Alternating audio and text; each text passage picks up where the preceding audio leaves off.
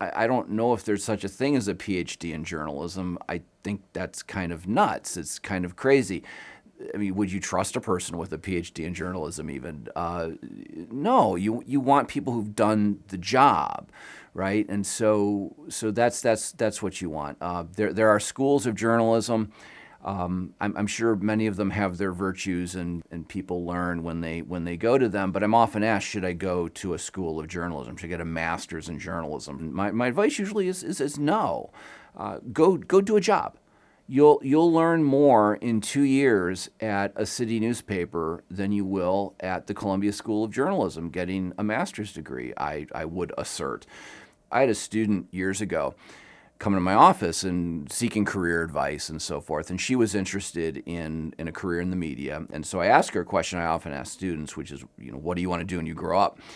And she said very precisely, she said, I want to be an economics writer for the Wall Street Journal. Well, what should she major in? Journalism?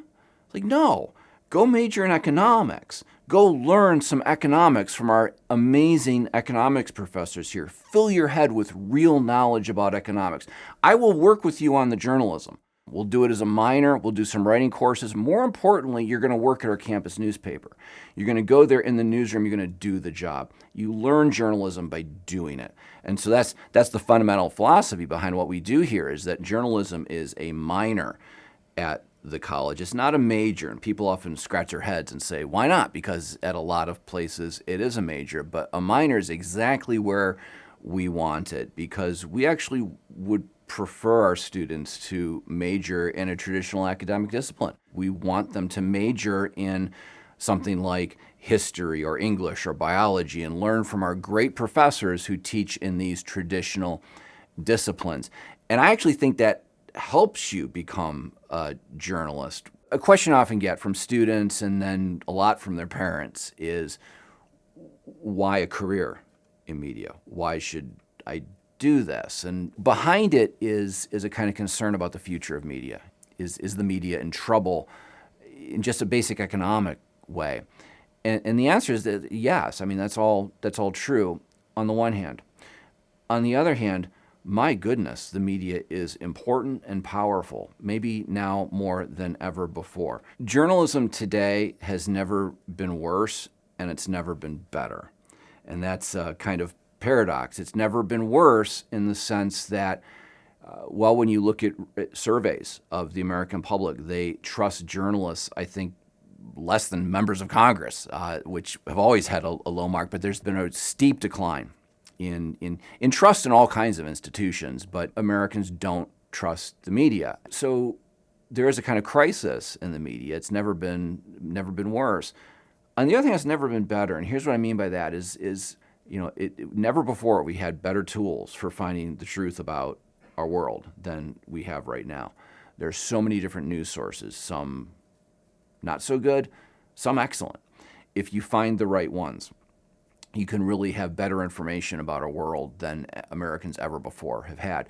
There's such a hunger for news and information. The question is, do you want to help provide it to people? Do you want to be in the business of doing that? The needs of the media, the way people consume news and information has changed, and you got to be adaptable.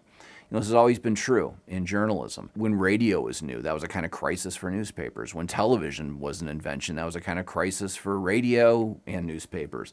When cable TV was invented, that was a crisis for the broadcast networks. When the internet came along, it changed everything. The media is always changing. We don't know what the future holds, but there are going to be jobs. And the world always wants stories.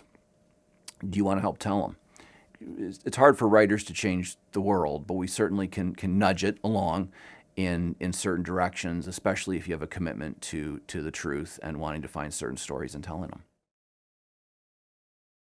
There are two ways to become a better writer. The first is to read a lot, and the second is to write a lot. One is substance and one is style. You've got to have something to say. That's the substance. You need to know something. And then there's the style, and this is something we really do focus a lot with the journalism program here, is how can you become a good writer? Not just someone who knows things, but can present it in ways that are engaging for readers. You can tell a story that people want to hear. Ultimately, though, what you've got to do to become a better writer is to write. The way you become good at it is by doing it. And so that's what we try and do here as we write over and over and over. There's a sense, writing is a kind of art, literature is artistic and so forth. Journalism is very much a trade, and they're connected. The great writers, many of them started out as journalists. So I say to some of the students around here say, I want to write the great American novel. And I'm like, great, come work at the campus newspaper. Because, Mark Twain started out as a journalist. Ernest Hemingway started out as a journalist. George Orwell started out as a journalist. In fact, they were lifelong journalists, all of them. They went on to do other things, but learn to write at the campus newspaper. Let's get started here. You can go on and do so many other things. But there's this sense that, writing is an artistic activity, which it is.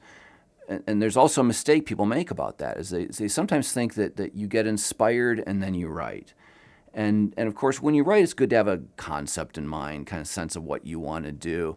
But I like to say that the muse, this idea of artistic inspiration, the muse rewards you when you work. In other words, your greatest insights, your greatest inspirations will come to you while you are writing, not before. So you don't sit around and wait for, lightning to strike and you get a great idea and, oh, now I can write. You actually have to go in and do the writing. And while you're doing the writing, you are thinking hard about something, and that's when the muse speaks to you and you learn the most and so forth. And you talk to students around here, they'll be, I was writing my essay on Hamlet and I was like halfway through it when I realized my thesis was wrong. The notion that sometimes in the middle of the project is when you get your greatest insight. And so you've got to do the writing. You've got to do the writing, and that's where you do your best thinking. That's when the muse comes to you. The question always comes up: well, what should I read? How can I become a better writer through reading? And there are lots of ways to answer that question. You should read the great books, of course, but you should also read modern prose, really well done modern journalism, well-told novels and works of history that are coming out today that tell stories well and are well written. I also recommend Strunk and White, The Elements of Style. Great little book, handy little book. The mistake people make with it is they treat it as a reference volume, which it can be. If you have a question of grammar, you can go look up in Strunk and White how to resolve the question. How do you deal with this particular problem? You'll find the answer in there. So it has all kinds of great writing advice, and you can use it as a reference volume. It's handy in that way, but I have the students read it cover to cover. You don't know what you don't know. You'll encounter it in those pages. You'll learn things that you didn't even know you needed to know. Tips on composition. It has tips on word usage. And if you don't know the difference between further and farther, you will when you encounter that entry. If you didn't know there was a difference, you would never know to look it up, because there is one. You want to get your words right. And that's why you read Strunk and White cover to cover. It's really important in writing to keep it simple. Concision is important. If you can say something in 7 words rather than 10, do that. There's a apocryphal story. You hear this involving lots of different people. The first time I heard it involved Abraham Lincoln. But the story is this: Abraham Lincoln was writing a letter to a friend of his, and at the end, he apologized to him. I'm sorry this letter is so long. I didn't have time to make it short. Right? In other words, verbosity can be lazy. You think, oh, it's longer, it took more time. Actually, writing with clarity and precision and concision takes more time.